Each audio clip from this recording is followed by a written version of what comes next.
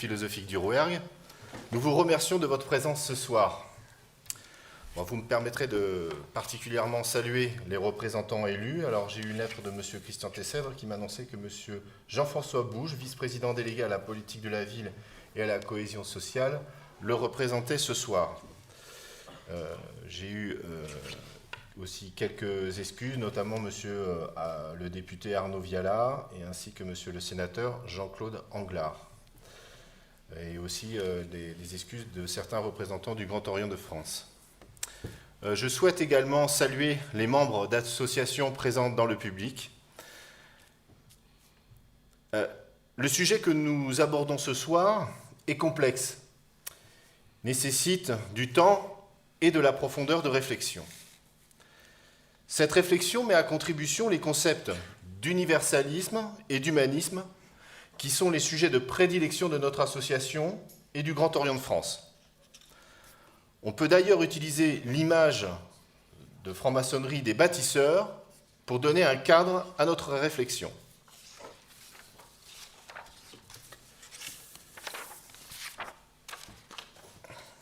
Penser le sujet des migrations et de la République, c'est penser en architecte, pour savoir où se situent les murs porteurs et les cloisons.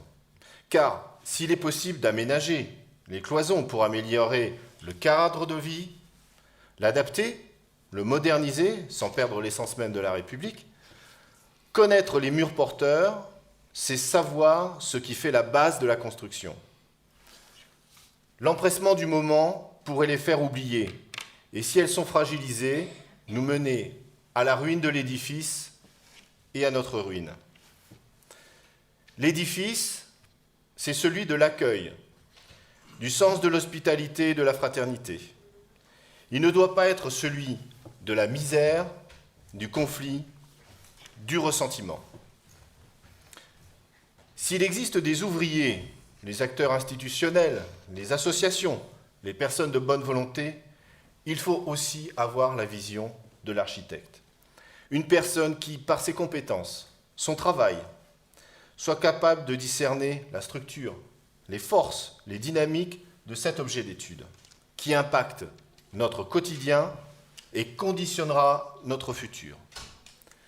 Sur ces bases, nous pourrons, en toute liberté de conscience, faire des choix éclairés. Cohésion d'une République indivisible, laïque et sociale. Humanité d'accueil. Sens de l'altérité et de l'entraide. Secours quand l'urgence vitale est en jeu. Voilà un grand défi. C'est à ce genre de défi que s'attelle depuis 3 siècles le Grand Orient de France, qui représente 50 000 membres en France, structurés en loges sur tout le territoire, dont l'Aveyron. Les grandes questions philosophiques et sociétales ont toujours animé le travail des membres du Grand Orient de France. La République, figurée par Marianne sur les affiches annonçant cette conférence, a toujours trouvé un indéfectible soutien des francs-maçons, qui, rappelons-le, le payèrent parfois du prix de leur vie ou par de fortes discriminations dans les plus noirs moments de l'histoire de France. Il est donc naturel que les instances nationales aient porté leur concours à la réalisation de cette soirée. Je laisse maintenant la parole à Gérard Soulier, président de l'ITEM, l'Institut toulousain des études maçonniques, et je profite de l'instant pour exprimer tout l'honneur que nous fait Madame Witold de Wenden et remercier notre architecte de ce soir pour qu'elle nous éclaire. Merci Stéphane. Bonsoir mesdames, bonsoir messieurs, chers amis. Je vais vous présenter brièvement Catherine Witold de Wenden, excusez-moi, avant de présenter l'angle de traitement de cette question ce soir. Catherine Witold de Wenden est politiste et juriste, directrice de recherche émérite au CNRS, spécialiste des migrations internationales autour de nombreux ouvrages sur les migrations internationales, et vous en avez quelques exemplaires sur la table à la sortie. Elle a travaillé sur la France avec plusieurs enquêtes de terrain, l'Europe et l'approche mondiale des migrations. Elle enseigne à Sciences Po et a enseigné à la Sapienza à Rome. Elle enseignera à l'Université de Milan en 2022. Catherine Vittel de Wenden a été présidente du groupe Migration de l'Association internationale de sociologie. Elle est membre du conseil d'orientation et du conseil d'administration du musée de l'immigration et a pris des responsabilités dans plusieurs associations, dont la Ligue des droits de l'homme et France Terre d'Asile. Ses derniers ouvrages sont l'Atlas des migrations, autrement 2021, Immigration, chance ou menace, Paris édition First 2020, ce petit ouvrage très, très complet. Elle a participé à l'Atlas des migrations en Méditerranée de l'Antiquité à nos jours, Actes Sud 2021, et a coordonné le dossier Nous et les autres dans la revue Après-demain en 2021. Son prochain ouvrage, Figure de l'autre, CNRS édition, est prévu très prochainement. Pour introduire le débat de ce soir, je me réfère à l'introduction du livre de Madame de Wenden, Immigration, chance ou menace. Je cite, « L'actualité de ces 30 dernières années est interpellée en permanence par les questions migratoires. Il suffit de consulter la presse, de regarder les débats télévisés, d'être le témoin des grands enjeux et parfois des drames qui se jouent aujourd'hui autour des migrations comme phénomène à la fois quotidien et d'envergure mondiale, d'assister à la très forte politisation des thèmes liés aux migrations dans les débats politiques. » Alors pour expliciter toutes ces questions, toute cette réflexion, je poserai les questions suivantes. Que savons-nous des migrations et de leurs causes diverses? Pourquoi l'immigration fait-elle peur à certains? Pourquoi le thème de l'immigration est-il exploité par les populistes de tous bords? Enfin, comment y répondre dans notre République? La méconnaissance du sujet est exploitée par tous ceux qui veulent en faire un clivage politique majeur à des fins électorales en construisant le thème de l'immigration autour de la figure du danger, de l'ennemi, de la crise, de la peur de l'autre. Voilà les questions que se posera ce soir notre intervenante du jour. Merci beaucoup. Non, mais il revient. Et les questions qu'ont abordé Gérard. Madame Vittel de Wenden, oui, vous avez la tout à parole. fait. Mais merci beaucoup. Alors, je vais essayer de répondre aux 4 questions qui m'étaient proposées et puis peut-être qu'ensuite on va échanger. Alors, tout d'abord sur les causes. Alors, c'est pour ça que j'ai apporté des cartes. Je vais peut-être les commenter très rapidement. Voilà.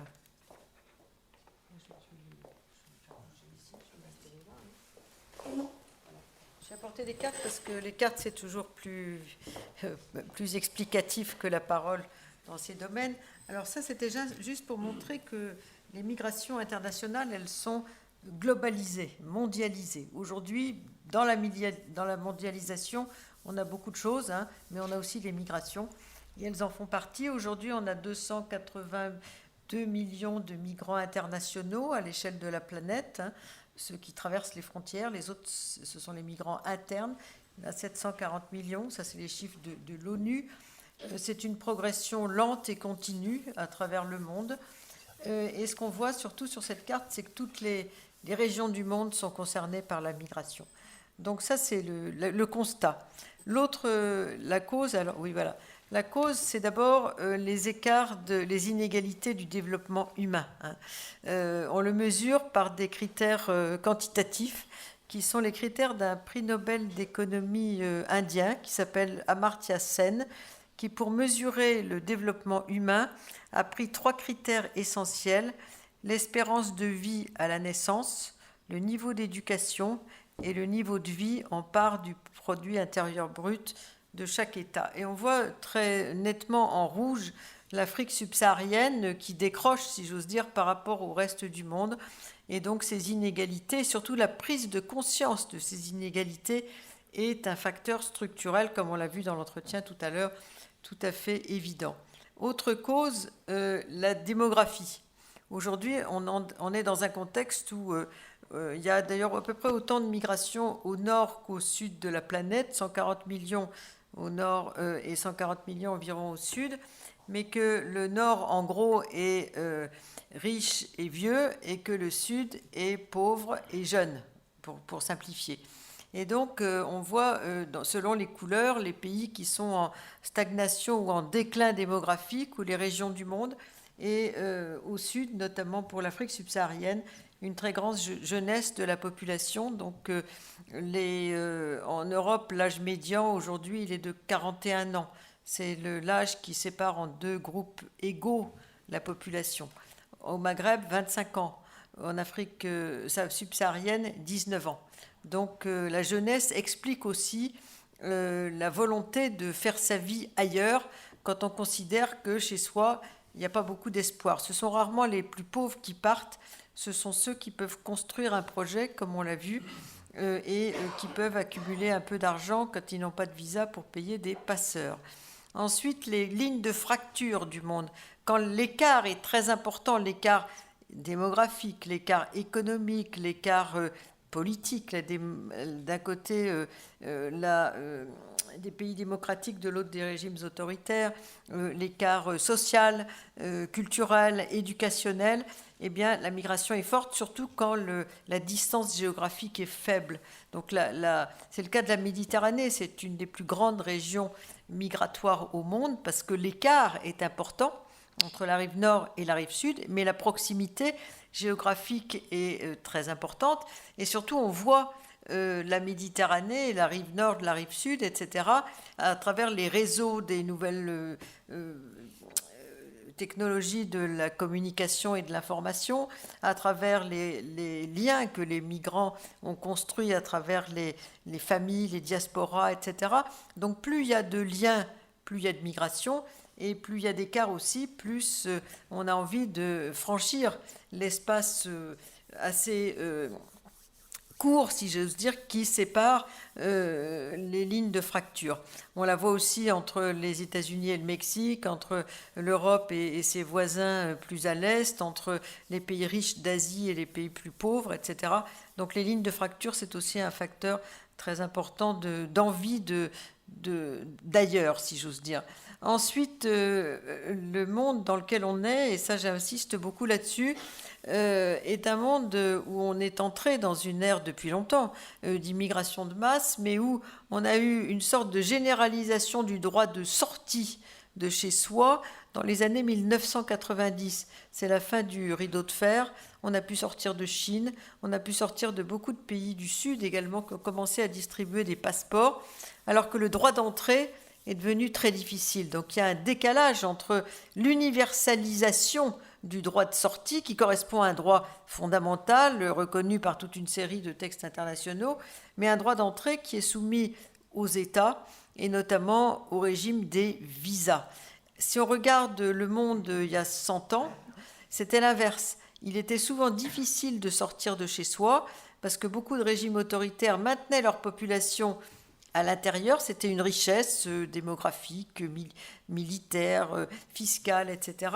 En revanche, c'était assez facile d'entrer ailleurs parce qu'on avait des pays d'immigration de peuplement, comme on dit, États-Unis, Canada, Australie, Amérique du Sud, qui accueillaient assez généreusement les nouveaux entrants. Donc le sens de la mobilité s'est complètement inversé. On avait des régimes puissants de départ qui allaient, avec des gens qui allaient vers des pays assez faibles à l'époque politiquement. Aujourd'hui, on a des gens qui viennent de pays faibles, qui vont vers des pays forts, qui sont les pays d'immigration, qui imposent les visas. Donc c'est dans cette contradiction qu'on se trouve aujourd'hui, qui explique le recours aux passeurs précisément. Autre cause précisément, le trafic du passage. S'il y a migration, c'est qu'il y a une offre de voyage, si j'ose dire, à la mesure de la difficulté de traverser les frontières avec des rapports accablants les uns après les autres, notamment sur la Libye, mais aussi sur la traversée du Mexique, par exemple. Ensuite, les crises et les conflits qui ont agité le monde depuis fort longtemps, mais parmi les plus importants, on a eu récemment l'Afghanistan, on a eu la Syrie, on a eu la Libye, pas la Libye, un peu la Libye, mais surtout l'Irak, etc. Et toutes ces crises ont amené des millions de réfugiés, surtout du sud au sud, hein, mais un peu aussi vers l'Europe. Mais l'essentiel des réfugiés aujourd'hui, c'est un phénomène sud-sud, et j'insiste là-dessus. Aussi, la mobilité, le goût de la mobilité, c'est une cause d'émigration. Aujourd'hui, on considère, à tort ou à raison, que la mobilité, c'est une forme de modernité. Et les gens du Sud nous ressemblent de plus en plus quand ils sont urbains, éduqués, informés, qu'ils sont liés à des réseaux, pas de passeurs, mais aussi des réseaux d'information, d'interconnaissance, etc. Et donc, ils veulent vivre comme nous. Aujourd'hui, on est dans un contexte mondial, universel, puisqu'on avait prononcé le mot au début de cette conférence, où les 2/3 de la population de la planète ne peuvent pas circuler librement. On ne peut pas vivre comme ça indéfiniment, donc il faudra trouver une solution. Les 3/4 des demandeurs d'asile sont accueillis du sud au sud, comme je le dis, mais les 2/3 ne peuvent pas circuler librement à cause du système des visas. Donc on ne peut pas indéfiniment dire aux gens du sud, restez chez vous. Nous, on circule, mais vous restez chez vous. C'est un système qui est déséquilibré, si j'ose dire. Ensuite, on a eu beaucoup de leçons des migrations Est-Ouest en Europe depuis la fin du siècle passé. Et donc, on a vu que plus on ouvrait les frontières, plus les gens circulaient et moins ils s'installaient, parce qu'ils font des allers-retours. Ce que faisaient les migrants du passé dans les années 60. Et aujourd'hui, plus on ferme, plus les gens se sédentarisent, parce qu'ils ne peuvent pas repartir chez eux. Et donc, on a une sorte de sédentarisation aléatoire de gens dans des situations très précaires, d'un côté, puis de l'autre, les gens qui circulent ici, là-bas, qui s'installent dans la mobilité comme mode de vie, pas seulement d'ailleurs les migrants de l'Est, mais tous les migrants de l'Europe et d'autres régions où on peut circuler facilement, dans un contexte de vieillissement de la population qui demande de nouveaux emplois, notamment les métiers du care, par exemple, et des métiers physiques que beaucoup de populations vieillissantes ne veulent pas assumer. Dans un contexte surtout de peur, la migration, elle est confrontée, et là j'en arrive au point numéro 2, la peur. La peur, c'est la sécurisation des frontières, les politiques de dissuasion. Et là, les murs, là c'est le mur de Ceuta qui a été construit par les finances européennes dans une des 2 enclaves espagnoles du Maroc, par exemple. Mais on a beaucoup d'autres murs. On a des murs qui se sont consolidés, par exemple entre la Grèce et la Turquie, surtout après la crise syrienne, puisqu'on a demandé à la Turquie de maintenir surtout l'essentiel des Syriens sur son territoire, mais certains passent en Grèce, parce qu'ils veulent le statut d'asile de la Convention de Genève. Et puis, on a beaucoup d'autres murs dans le monde. On est dans un monde de murs. On a Monsieur Trump avait fait dans sa campagne électorale une fierté de vouloir construire un mur dans l'ensemble du sud des États-Unis. Or dans la réalité, il n'a réussi à construire que 25 km simplement de murs, ce qui n'est pas beaucoup.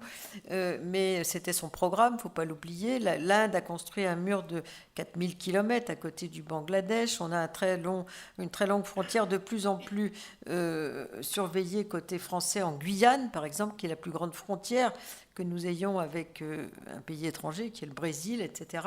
Donc on est dans un contexte de murs, de camps aussi, d'encampement, comme disent certains, de dissuasion, de répression, avec et puis des pays qui, disons, servent d'intermédiaires, à la fois des pays qui fournissent beaucoup de passeurs, comme la Libye, mais aussi des pays avec lesquels les pays européens, entre autres, concluent des accords de reconduction, dont la peur, ça, elle est tout à fait présente là-dedans. On est dans une sorte de folie des accords de reconduction à la frontière, ce qu'on appelle l'externalisation des frontières. Donc on dit la frontière, elle n'est pas au bout de notre territoire, mais elle est bien en amont avec les régimes des visas, mais aussi avec la demande des pays voisins de contrôler qui part de chez eux, et puis surtout d'accepter de reprendre les sans-papiers qu'on a produits sur leur territoire, ce qui d'ailleurs n'est pas très facile. Et donc c'est ça aussi la peur. La peur, c'est aussi se débarrasser de ceux qui sont là. Ensuite, il y avait une question, donc je vais y revenir sur les facteurs structurels. Le résultat, c'est 50 000 morts en Méditerranée depuis le début de ce siècle. C'est un sujet connu, je ne vais pas y revenir, mais je voulais quand même le mentionner à nouveau. Et puis, toute une série d'autres facteurs, dont un sur lequel je vais insister, c'est la question environnementale. Pourquoi il y a des migrations aussi dans des régions comme le Bangladesh, par exemple, qui est le premier pays au monde menacé par les questions environnementales, mais aussi dans beaucoup de pays d'Asie du Sud-Est, et même dans les Caraïbes, mais là on a une carte globale, vous allez voir, voilà, on a toute une série de facteurs, soit liés au réchauffement climatique, soit liés à des circonstances naturelles, mais qui ont toujours existé, comme les tremblements de terre, les cyclones, les tornades, etc., qui expliquent les départs. La plupart de ces migrations environnementales sont internes, des migrations internes, à l'intérieur des États. À peu près le tiers de ces migrants environnementaux, qui sont une cinquantaine de millions, vont dans un autre État. Donc ce n'est pas une migration qui vient jusque chez nous pour l'instant, et on en est très très loin, mais c'est un phénomène qui va prendre beaucoup d'ampleur au cours de ce siècle. Donc les experts du climat disent qu'on pourrait aller jusqu'à 150, peut-être 200 millions de déplacés environnementaux à la fin de ce siècle. Donc c'est un phénomène qui va prendre beaucoup d'ampleur. Donc les causes, elles sont structurelles. J'insiste beaucoup là-dessus. Quoi qu'on fasse, même si on veut fermer toutes les frontières du monde, on n'arrêtera pas ce phénomène global, mondial, qui est lié à la mondialisation, à l'interdépendance du monde. Donc on n'arrêtera pas ce phénomène, et parce que ça correspond à des tendances structurelles du monde, démographiques, économiques, sociales, politiques avec les réfugiés, environnementales, etc. Et la réponse pour l'instant, c'est la peur, qui n'est pas nécessairement la meilleure conseillère, surtout dans ce domaine, parce qu'on est dans des politiques migratoires qui ne parviennent pas à gérer le défi auquel correspond donc cette montée en puissance du phénomène migratoire. Ça, c'était pour la première question. Alors ensuite, je vais revenir à ma place et boire de l'eau. La deuxième question, je vais un peu en ajouter sur la peur, parce que la peur, c'est un phénomène malheureusement qui s'accroît dans les contextes de crise. Et aujourd'hui, je crains qu'on soit dans ce contexte-là. Et la peur, ça consiste à agiter toute une série de boucs émissaires, qui est un vieux phénomène. Si je prends par exemple le cas de la France, c'est dans les périodes de crise économique et politique qu'on a eu le plus de rejet de l'autre. Mais l'autre, ça peut être aussi son voisin, pas nécessairement le migrant, ça peut être celui qui est d'origine immigrée. Aujourd'hui, pas seulement le migrant, ça a été les Juifs pendant l'entre-deux-guerres et à la fin du 19e siècle, etc. Et on est dans ce contexte-là où on désigne une sorte de bouc émissaire pour essayer de regrouper un consensus contre l'autre pour faire front et pour exister d'une certaine façon. Donc la façon dont on a vu se composer des entités ou tenter de constituer des entités, ça peut être la nation, ça peut être les Français, comme on voit sur cette liste électorale aujourd'hui, c'est pour définir les Français qu'on désigne un autre différent. Donc ça, c'est un phénomène très fréquent de toutes ces pratiques de désignation de l'autre. Et ce qu'on constate, c'est qu'en fait, les critères de l'autre sont toujours les mêmes. Il y a une très grande stabilité des stéréotypes. Moi, dans mon livre que j'ai fait sur Figure de l'autre, qui n'est pas encore sorti, ce qui me frappe, c'est que les stéréotypes qu'on avait du temps d'Émile Zola, quand il décrit l'autre, qui sont les Belges par rapport aux travailleurs du nord de la France de la mine, hein, eh bien, c'est les critères que l'on trouve aujourd'hui, les stéréotypes sur les Maghrébins, par exemple, hein, ou sur les musulmans. Et donc, il y a une très grande... Alors, la violence, des gens qui vivent entre eux, donc ce qu'on appellerait aujourd'hui le communautarisme, qui ne sont pas fiables, des traîtres, etc. Donc, tous ces critères, ils sont réunis. Si vous allez après l'entre-deux-guerres, dans l'antisémitisme, on retrouve ces stéréotypes-là. Et puis après, aujourd'hui, on est revenu donc une autre période de crise depuis les années 80, la montée de l'extrême droite, etc. On est dans cette création d'une sorte d'autre imaginaire qui reprend des vieux stéréotypes du passé sur toute une série de critères qui sont à peu près les mêmes. De même que la façon dont on désignait les Italiens, par exemple à la fin du XIXe siècle, c'est à peu près, il y avait un tel sentiment d'altérité qui nous paraît ridicule aujourd'hui, qu'il ressemble à ce que aujourd'hui on peut dire d'autres nationalités qui sont chez nous. Alors, donc ça c'est un phénomène très important, mais ça se déplace selon les nationalités. Mais les critères de l'altérité sont toujours les mêmes.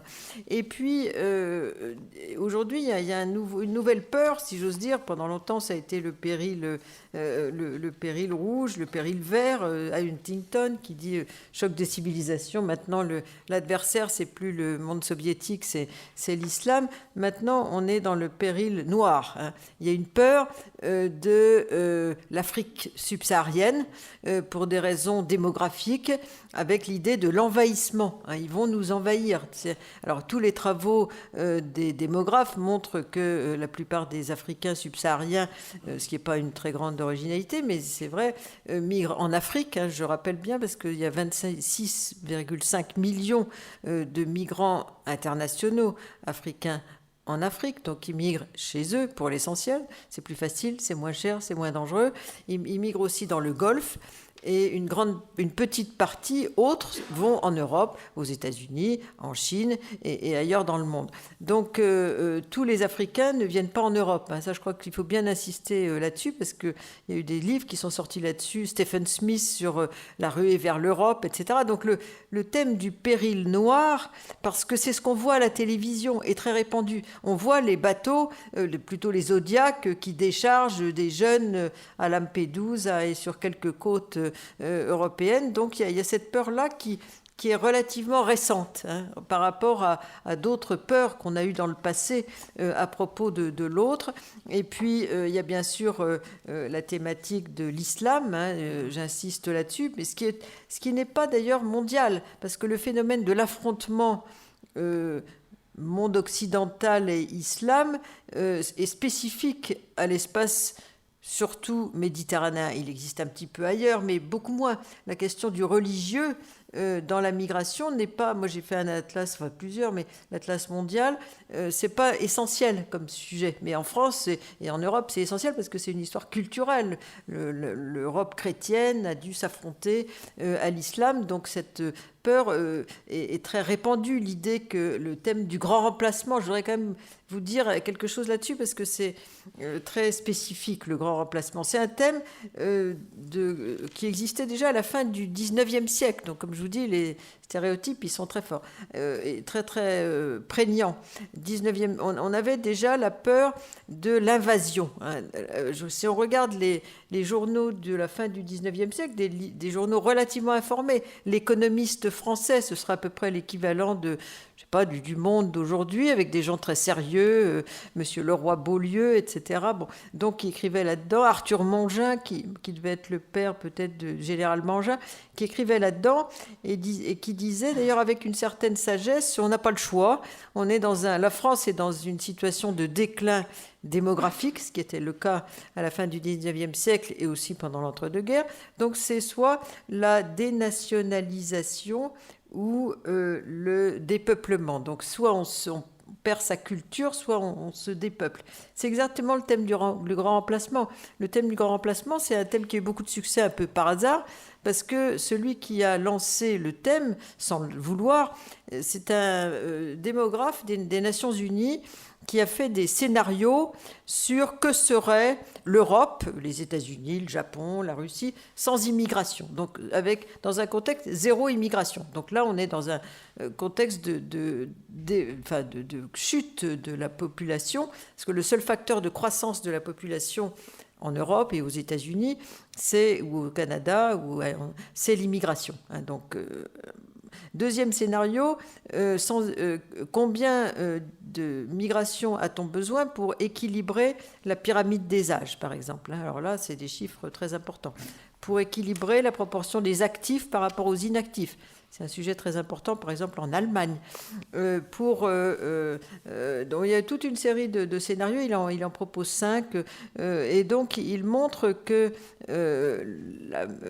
démographiquement, tous les pays qui sont dans une situation de déclin ou de stagnation démographique ont besoin d'immigration pour des raisons de population, mais aussi pour des raisons économique, le marché du travail, la part des actifs par rapport aux inactifs, etc.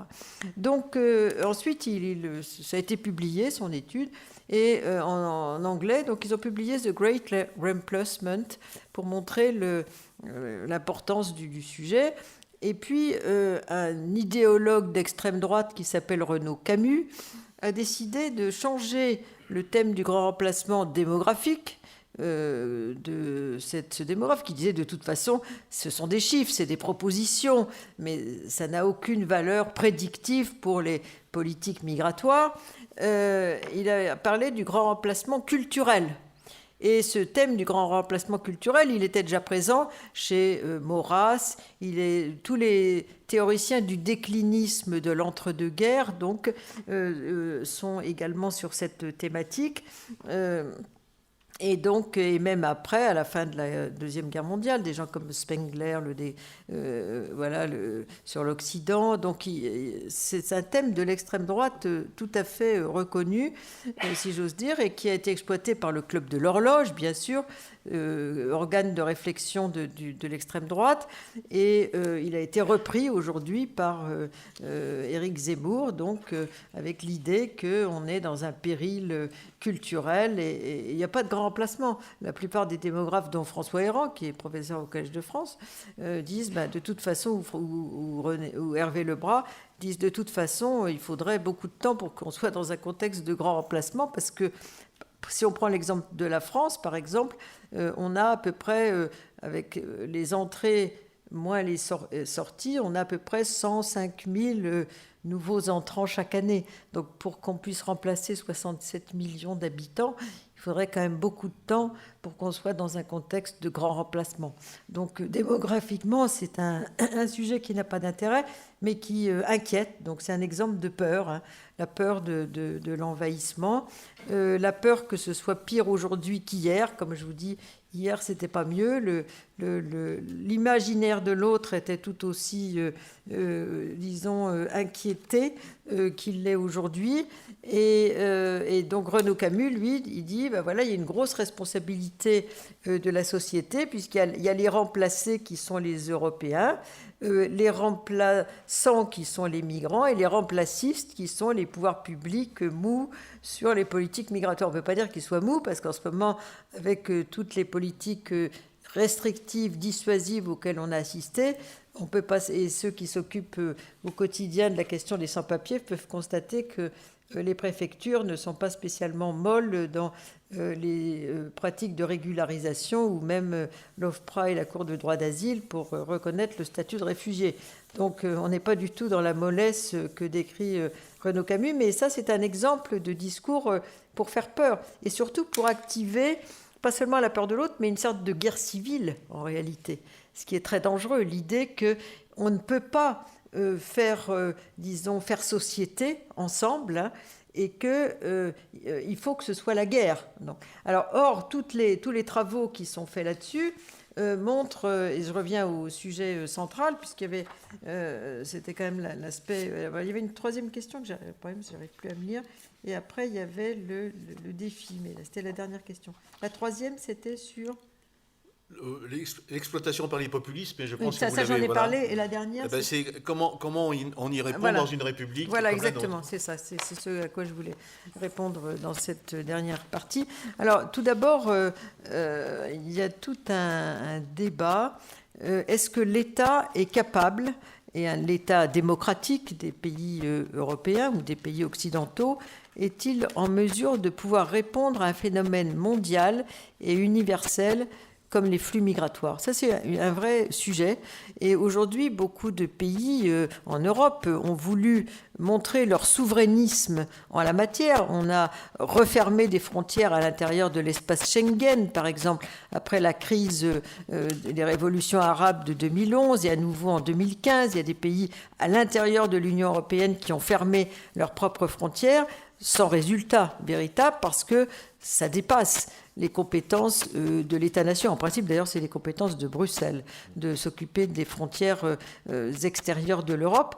Et donc, l'État n'est pas nécessairement aujourd'hui en mesure, dans un monde fluide, comme dit Zygmunt Bauman, il dit on est dans un monde, depuis le début du XXIe siècle, il dit on est dans un monde liquide, liquid modernity, comme il dit, eh bien, l'État n'est peut-être plus capable de répondre à ce genre de liquidité, si j'ose dire, pas plus que sur d'autres aspects qui circulent, comme les flux de capitaux, les flux d'informations, etc. Et moi, je partage cette idée. Il y a beaucoup de chercheurs américains qui disent « losing control ». L'État ne peut plus contrôler véritablement ses frontières parce que c'est un phénomène beaucoup plus large et ce genre de décision doit être prise soit à un échelon régional, ça peut être l'Europe qui a beaucoup de mal et je vais y revenir, soit ça peut être au niveau mondial. Et aujourd'hui, c'est à l'échelon mondial que l'on peut gérer les migrations. Effectivement, il y a eu le fameux pacte de Marrakech en 2018. Le pacte de Marrakech, l'avantage qu'il a, c'est que c'est un système de multilatéralisme, comme on dit dans le jargon des professeurs de droit international. C'est-à-dire qu'on a toute une série d'acteurs qui ne sont pas uniquement des États. Et par exemple, déjà, il y a les États du Nord et les États du Sud qui sont rarement d'accord sur les questions migratoires, qui sont autour de la table. J'ai assisté à une de ces réunions, c'est très intéressant. Ensuite, on a les experts, on a les associations, on a toute une série d'acteurs, des églises, des ONG, des organisations internationales gouvernementales, etc., des syndicats, des tas de gens qui ont des points de vue différents et qui essayent de réfléchir ensemble à une gestion beaucoup plus raisonnée des migrations. D'ailleurs, le sous-titre du pacte de Marrakech, c'est pour une immigration sûre, ordonnée, régulière. Donc, sûre, ordonnée, régulière. On en est très, très loin. Et le multilatéralisme, je pense, pourra peut-être, comme dans d'autres domaines, mieux gérer la migration à condition que les États, qui d'ailleurs 167 États sur 193 ont signé quand même le pacte de Marrakech en 2018. Donc il y a une certaine acceptation, mais en même temps, ils font l'inverse quand ils retournent chez eux, si j'ose dire, ces États. Mais je pense que la dimension étatique n'est pas capable de répondre à cela. Et ensuite, l'État produit aussi, l'État républicain, beaucoup de contradictions, qui sont des valeurs républicaines. L'hospitalité contre la sécurité. Est-ce qu'il faut choisir l'un ou l'autre? Mais pour les questions des réfugiés, c'est ce genre de dilemme qu'on a vu. La question du libéralisme économique d'un côté et de l'autre côté, le contrôle des frontières. Si on est dans le libéralisme économique, ce qui est le cas du presque le monde entier et de la plupart des démocraties républicaines, souvent dans lesquelles on est, eh bien ce libéralisme économique, il se heurte au contrôle des frontières. Si on est complètement libéral économiquement, on n'est pas dans la fermeture des frontières. Donc là, il y a une deuxième contradiction. Troisième contradiction de l'État républicain et démocratique, l'éthique d'un côté et de l'autre côté, l'idée qu'il faut absolument se prémunir contre l'autre. Et on a vu notamment dans ce qu'on appelle les délits de solidarité. Le délit de solidarité, c'est des gens qui ont un esprit éthique, souvent républicain, en disant c'est pas possible de laisser les gens mourir à nos portes en traversant les Alpes, par exemple. Moi, je suis allée une fois près de Briançon. Il y a des jeunes Africains qui ont eu les pieds gelés, etc., qui sont blessés à vie de cette traversée, ou de ceux qui traversent au-dessus de Nice, l'affaire Héroux. Il ne faut pas oublier que le Conseil constitutionnel a décidé, au nom du principe de fraternité, de lever les condamnations pénales dont il était l'objet pour avoir aidé bénévolement des migrants à franchir la frontière alpine entre l'Italie et la France. Donc là, on est au cœur de toute une série de contradictions. Donc je pense que l'État n'est peut-être pas nécessairement le mieux équilibré pour répondre, parce qu'il a des comptes à rendre dans une démocratie vis-à-vis de ses électeurs, mais en même temps, il ne faut pas être non plus dans une politique d'opinion dans laquelle on est très largement aujourd'hui. Alors parmi les enjeux d'une république, mais aussi de tout État démocratique, il y a la question du vivre ensemble. Vivre ensemble, c'est un enjeu essentiel, si j'ose dire, mais c'est vrai pour le monde entier. La question migratoire étant universalisée, vivre ensemble, c'est complexe et ça suppose beaucoup de négociations, si j'ose dire. Et il faut faire société, faire société avec l'autre, dans un contexte où on est entré dans cette mobilité du monde qui sera pas l'invasion, mais qui va se poursuivre au fur et à mesure des circonstances. Donc ça, c'est un aspect très important, parce que pour vivre ensemble, déjà, il faut que l'État d'accueil accepte qu'il est devenu un pays d'immigration, de peuplement. Et en Europe, le succès, à mon sens, des régimes, des idées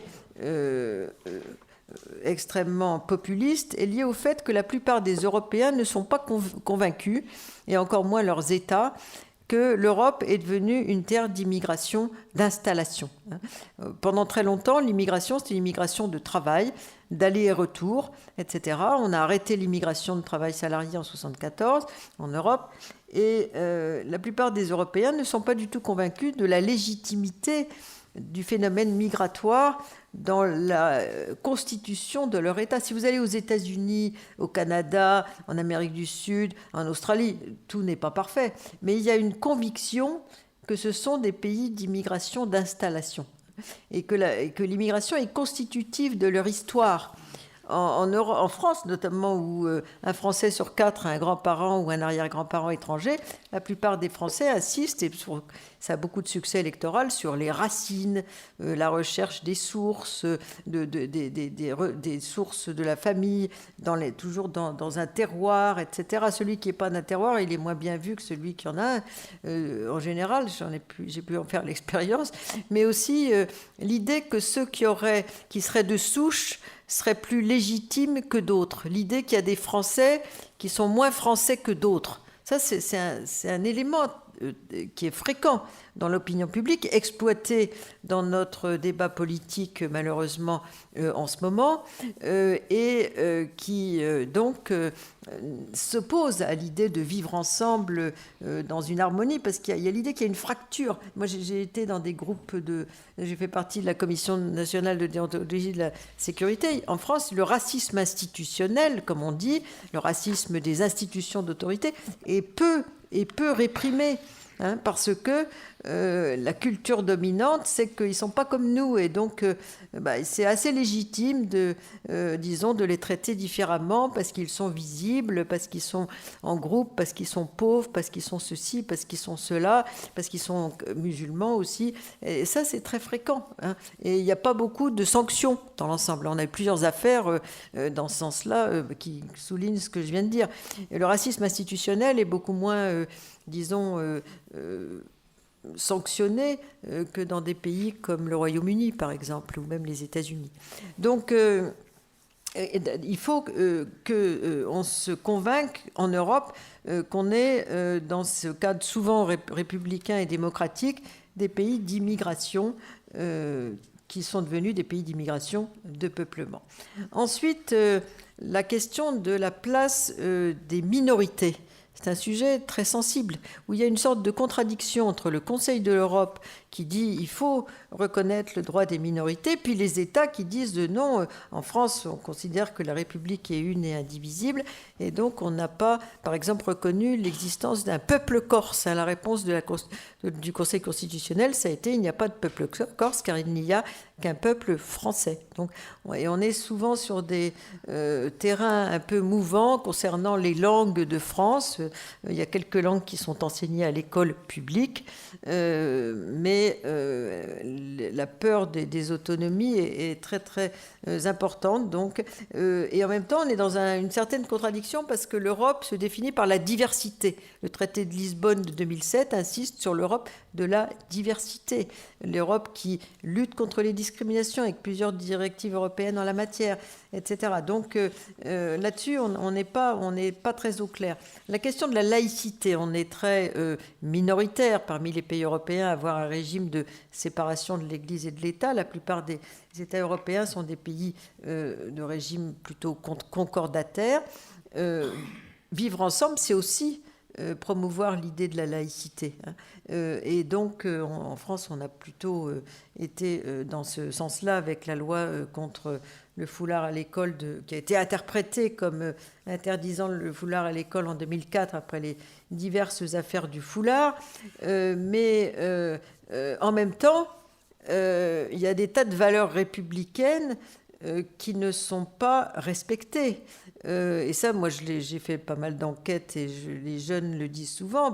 Liberté, égalité, fraternité, on croit que ça s'adresse à nous, mais en fait, ça ne s'adresse pas à nous parce qu'il y a les discriminations policières, parce qu'il n'y a pas beaucoup d'égalité pour l'accès à l'emploi, il y a le plafond de verre, etc. Donc là, et puis surtout, la fraternité, elle n'existe pas vraiment. Moi, j'avais fait une enquête, par exemple, sur les jeunes issus de l'immigration dans l'armée française. Et dans l'armée française, ils sont fiers de dire on est le deuxième employeur de l'État parce que on reprend tous ceux qui avaient des échecs scolaires pour essayer de les remettre sur la voie de professionnelle. Donc très très bien, parfait. Et donc ces jeunes qui ont eu des difficultés issues de l'immigration à s'insérer sur le marché du travail, et c'est ceux qui aiment le sport, ils ont tenté l'armée. Donc ils entrent quand ils sont pris et ils sont contents. Puis après, ils se disent, voilà, enfin, cette fois-ci, j'aurai plus de discrimination parce que là, on est dans l'armée, donc liberté, égalité, fraternité. Ils constatent que leurs congénères, surtout dans le petit encadrement, sont très racistes. L'enquête de Pascal Perrineau, un de mes collègues à Sciences Po, 37% des militaires, ce que je disais à Gérard Soulier tout à l'heure en voiture, votent pour Marine Le Pen. 37% quand même, c'est beaucoup. Et puis tout en haut, ils sont à fond contre la diversité, etc. Pourtant, ils la vivent parce qu'ils ont des jeunes qui arrivent, qui ont été recrutés dans les banlieues, parce qu'on a un peu de mal quand même à recruter. Et puis tout en haut, ils sont tout à fait pour la diversité. Mais en même temps, c'est des foyers de l'intégrisme religieux catholique. Donc là aussi, est-ce qu'on est vraiment dans la liberté, égalité, fraternité ? Ils sont plutôt dans ce qu'ils appellent les valeurs. Moi, une fois, j'avais fait une conférence à l'Amphifoch à l'école militaire, puis il y en a un qui, tout plein de décorations, qui me dit « Ah oui, mais les valeurs ?» Et je lui dis liberté, égalité, fraternité. Il n'a plus rien dit. Il n'a pas osé dire autre chose, mais ce n'est pas du tout ça, leurs valeurs à eux. Donc, il y a un vrai sujet, là. Donc, ils sont tout à fait conscients, ces jeunes qui sont dans l'armée, mais ailleurs aussi, dans la vie comme étudiants, dans la vie professionnelle, que tout ce qu'on affiche dans un régime républicain et démocratique, on ne le respecte pas. Et ça, c'est très grave parce que ça donne foi à l'idée que finalement, ils sont mal acceptés comme tels et qu'ils ils seront dans un univers beaucoup plus protecteur s'ils vivent de façon communautariste, comme on dit, que si ils sont des individus dans la République. Donc je crois que là, il y a une vraie... c'est pas seulement une réflexion, mais une réforme à faire sur cette perception. Sinon, on est dans le repli. Donc il y a énormément de défis qui sont faits, mais le vrai défi, c'est-à-dire ce que disait l'OCDE dans un rapport récent, il dit le vrai défi, c'est pas les flux migratoires, c'est vivre ensemble. C'est ça, vivre ensemble. Être capable, dans les États du monde entier qui sont concernés par la question migratoire, déjà de reconnaître les conventions qu'on a signées, ce qui est déjà formidable, c'est pas toujours le cas. Et ensuite, une fois qu'on les a reconnues, il ne faut pas oublier qu'il y a beaucoup de conventions sur les droits des migrants qui n'ont pas été signées par tout le monde. Je cite, la Convention de Genève est assez largement signée. Aujourd'hui, il y a 50 pays non signataires qui sont des pays du sud du monde.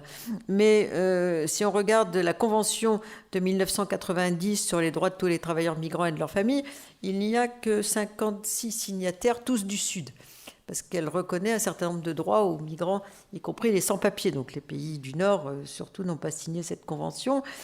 Donc il y a beaucoup de... on traîne les pieds, si j'ose dire, même sur Marrakech. Certains disent on s'assoit dessus, d'autres, voilà, on a signé, mais en fait, on fait autre chose chez nous. Donc il y a encore beaucoup de différences entre l'affichage international et puis ce qui se trouve dans la pratique quotidienne. La dernière chose sur laquelle j'insisterai dans ce domaine-là pour terminer sur les questions, c'est comment est-ce qu'on peut faire et que fait-on? Alors tout d'abord, ce qu'on fait aujourd'hui dans les politiques migratoires de pays démocratiques et souvent républicains, c'est qu'on verse dans une politique d'opinion, une politique d'opinion. C'est-à-dire que la plupart des remèdes qui sont proposés sont des remèdes qui ont, moi je l'ai dit à une fois une émission de télévision en France 24, on a toujours les mêmes recettes qui ont 30 ans d'âge et qui ont toutes échoué. Voilà, et toutes échoué. Par exemple, si on regarde les pactes européens, on est en plein dedans, puisqu'on a un pacte la France préside l'Union européenne, elle veut mettre en œuvre ce fameux pacte européen sur l'immigration et l'asile de 2020, qui n'a toujours pas été adopté. Pour qu'il soit adopté, il faut qu'il soit signé à l'unanimité par le Conseil européen à 27, ce qui est douteux compte tenu de certains pays comme la Hongrie, la Pologne, etc. Mais si on regarde ce pacte, donc, eh bien, il reprend des thèmes qu'on trouvait dans les pactes précédents, donc qu'on n'avait pas réussi à mettre en œuvre.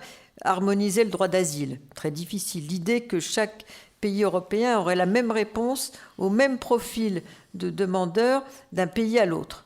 D'une part, chaque pays veut garder sa perception sur la scène internationale de tel conflit, donc on ne donnera pas nécessairement la même réponse au même profil ou en fonction de la peur, justement. On n'a jamais donné le statut de réfugié aux Algériens de la crise de 95, parce qu'en France, on s'est dit, si on donne, il y a beaucoup qui vont venir. Tandis qu'au Portugal, on le donnait facilement. Il n'y a pas beaucoup d'Algériens au Portugal, par exemple. D'autres exemples, c'est ce que disent les jeunes là, dans l'entretien. Aujourd'hui, on est très, très, très sévère à l'égard des demandeurs d'asile subsahariens à cause de la peur. Alors que dans le passé, on a donné 95% de réponses positives aux Vietnamiens et 100% aux Chiliens. Donc là, il y a un vrai sujet.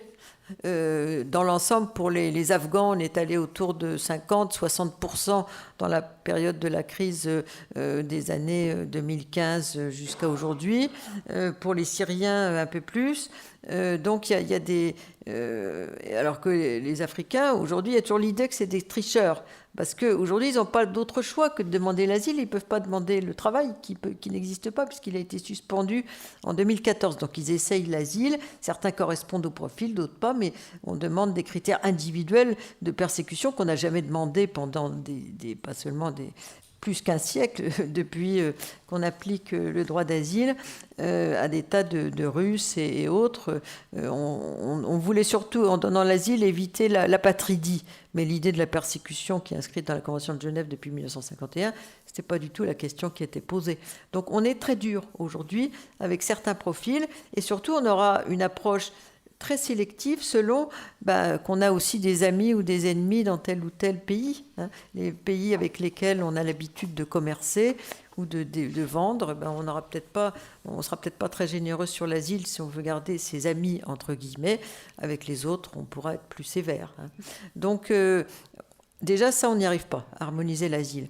Deuxièmement, les instruments de contrôle sont toujours les mêmes. Frontex, chaque fois qu'il y a une crise, Frontex, son budget est passé de 6 millions à 540 millions depuis sa création aujourd'hui. Donc il y a eu une sorte d'inflation, alors que le directeur lui-même a été convoqué devant les tribunaux pour non-assistance à personne en danger. Donc il y a un problème quand même. Ensuite, les autres instruments, reconduction à la frontière. On n'a pas les moyens de reconduire, il faut le dire à la population. D'abord, ça coûte très cher. Il y a un rapport parlementaire qui est sorti en novembre qui dit qu'une reconduction, en moyenne, ça coûte 13 000 € par personne. Donc si on a 300 000 sans-papiers ou 400 000 sans-papiers en France, on ne peut pas dépenser 13 000 € par personne. Donc c'est une chimère à l'échelle européenne de dire qu'on va reconduire tout le monde, ce que disent d'ailleurs, ce qu'on entend dans le discours du débat présidentiel actuel. On n'a pas les moyens. Donc ça n'a pas de sens. Ensuite, on va provoquer des politiques de retour. Les politiques de retour, ça concerne même pas 5% de l'ensemble des gens qui pourraient être l'objet, parce que ça ne marche pas. Quand les gens même ont accepté la politique de retour, souvent ils reviennent. Donc c'est juste pour l'opinion publique. Donc on est dans une politique de théâtralisation de mesures qui n'ont eu aucun effet depuis 30 ans.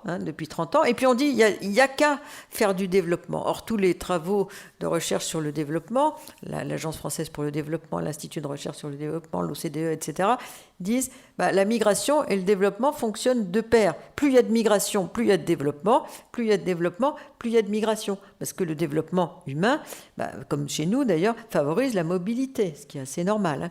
Et en même temps, si on arrête la migration, il n'y aura plus de transfert de fonds.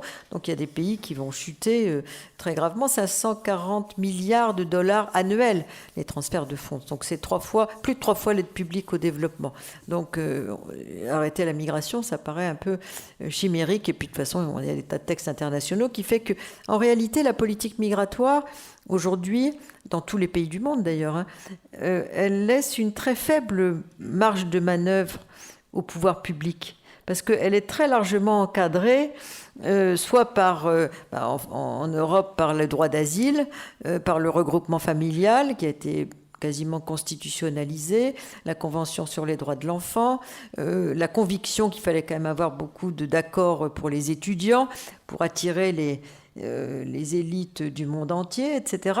Donc en fait, la marge de manœuvre, elle se joue sur très très peu de choses, sur des pouvoirs discrétionnaires, les critères du regroupement familial, la discussion sur l'âge de la majorité pour les mineurs isolés, etc.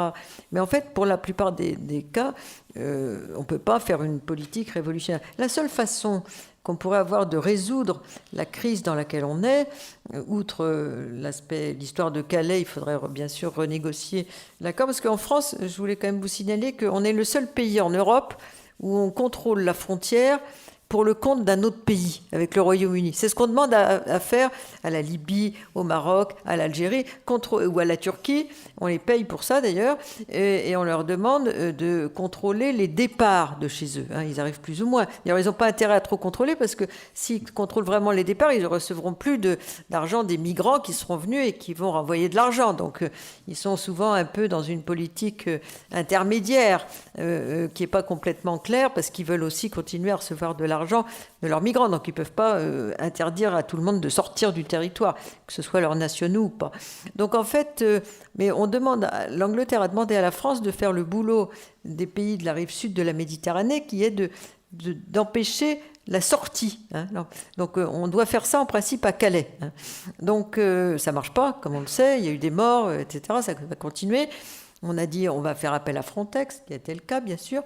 Mais la seule façon, c'est de renégocier les accords de Calais, surtout que le Royaume-Uni ne fait plus partie de l'Union européenne, en disant contrôlez votre frontière vous-même. Nous, au nom de quoi est-ce qu'on contrôlerait la frontière entre Calais et Douvres, Et de toute façon, Calais, même si la maire de Calais fait partie des gens qui croient que plus on accueille mal les gens, moins ils viendront. C'est aussi une philosophie si j'ose dire, du vivre ensemble à l'envers.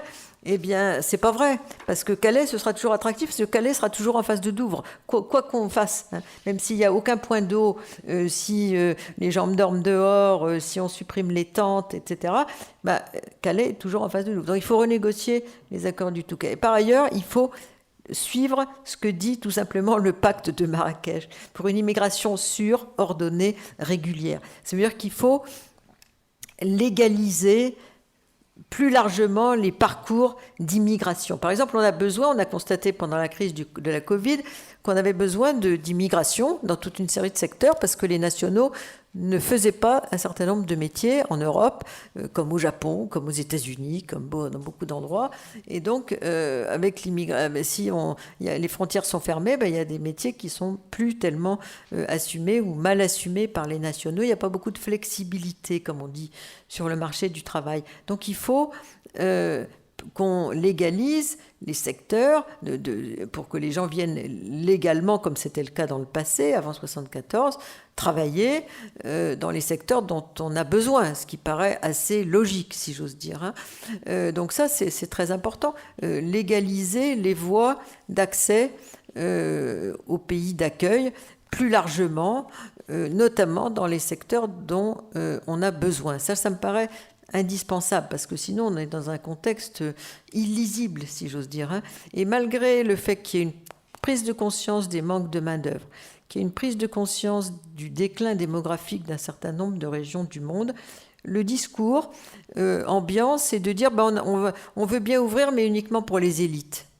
Est-ce qu'on a peut-être besoin d'élites? En même temps, les élites, les pays d'accueil, les pays de départ aussi en ont besoin. On peut imaginer qu'ils soient un temps chez nous, éventuellement qui reviennent chez eux, mais peut-être pas nécessairement. Pourquoi est-ce qu'on demande à un Africain qui viendrait d'un pays mal gouverné d'aider au développement de son pays, alors qu'on ne demande pas à un Allemand qui va travailler aux États-Unis d'aider au développement de chez lui? Donc ça, c'est un problème, une question de conscience, si j'ose dire, qu'on peut poser, mais c'est assez aberrant. Mais je prends l'exemple du Japon. Le Japon, c'est un pays qui a énormément de qualifiés et de très qualifiés.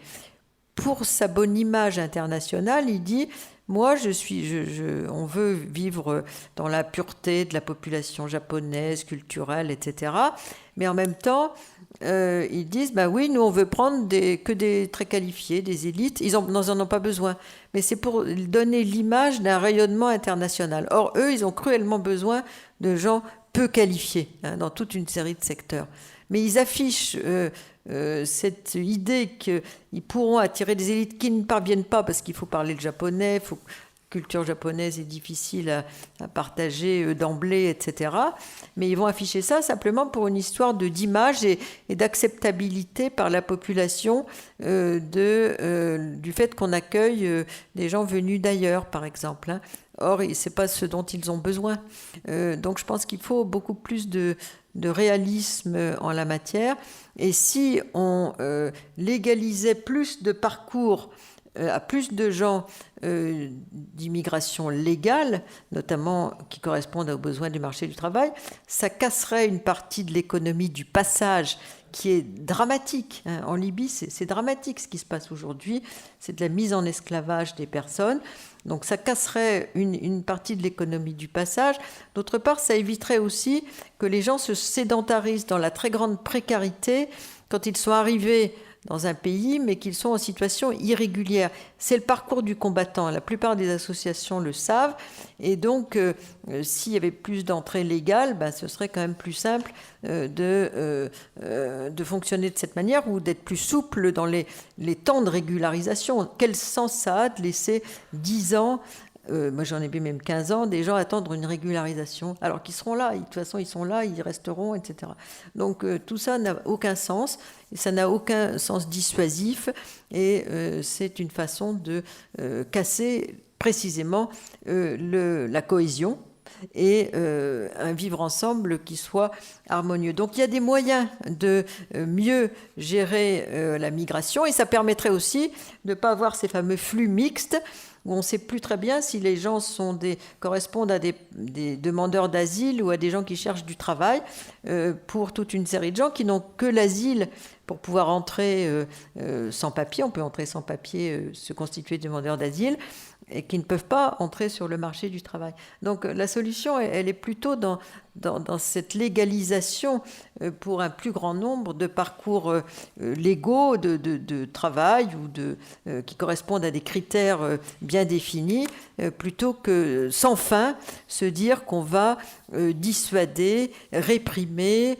enfermer, qui n'a aucun sens, qui n'a aucun résultat